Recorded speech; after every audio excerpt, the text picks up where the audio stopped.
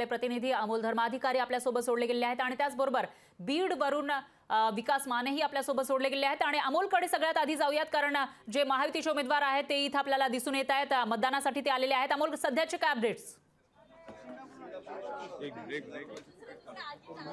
कोथरूड मतदारसंघाच्या केंद्रावरती महायुतीचे उमेदवार आहेत मुरलीधर मोहोळ हे सुद्धा पोहोचलेले आहेत। बराच वेळ लागला तुम्हाला मतदान केंद्रावरती येताना, काय वातावरण आहे?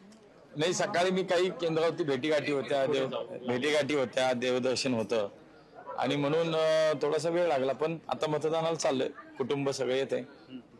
काय भावना आहेत? पहिल्यांदा लोकसभेसाठी स्वतःसाठी तुम्हाला मतदान करावं लागणार आहे। याआधी तुम्ही तुमचे जे इतर उमेदवार होते त्यांच्यासाठी मतदान केलेलं होतं, आज स्वतःसाठी करावं लागतंय, काय भावना आहेत? एक कार्यकर्ता म्हणून निश्चित एक समाधानाची, आनंदाची भावना आहेच की एका कार्यकर्त्याला जो बूथ स्तरावर काम करतो त्याला आज लोकसभेची उमेदवारी दिली, भारतीय जनता पार्टीतच होऊ शकतं।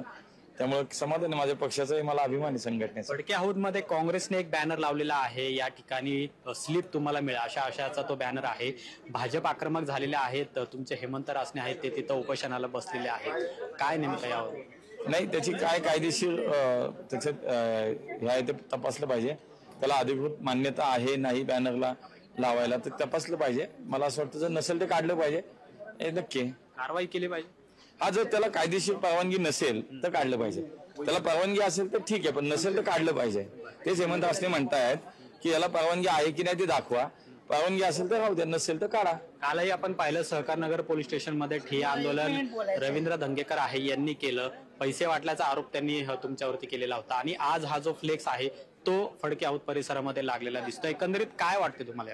नाही, आता त्यांना लोक ओळखायला लागलीत, दरवेळेला मतदानाच्या आदल्या दिवशी असं काहीतरी करायचं आणि लक्ष विचलित करायचं, आणि जेव्हा आपल्याला कळतंय आपली निवडणूक हारलोय तेव्हा असं काहीतरी फंडा वापरायचा, असं काहीतरी स्टंट करायचं, मग असं वाटतं की ठीक आहे मतं देतील लोक याला नाही मतं देत।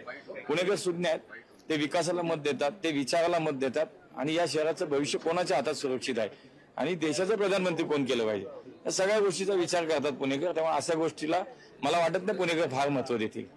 तर आता मतदान करण्यासाठी मुरलीधर मोहोळ हे या ठिकाणी आलेले आहेत, गर्दी मोठ्या प्रमाणात आहे मतदान केंद्रावरती। आता उन्हाचा तडाखा सुद्धा वाढू लागलेला आहे, अशा परिस्थितीत सुद्धा मुरलीधर मोहोळ आता मतदान करण्यासाठी या ठिकाणी आलेले आहेत।